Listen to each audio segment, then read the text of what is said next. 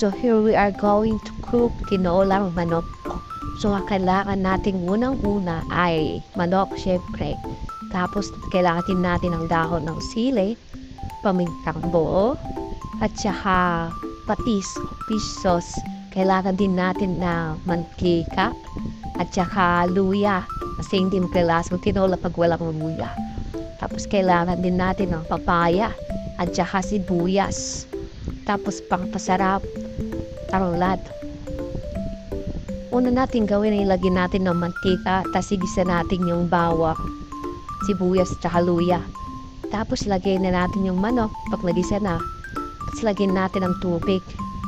Ilagay din natin yung tarulad at saka yung patis. Tapos ilagay na natin lahat ng palasa. Tapos pag kumulo na, ilagay na natin yung papaya. Tapos lagyan din natin ng yan. Tapos pagluto na, ilagay natin sa mangkok. Tapos kainin na natin.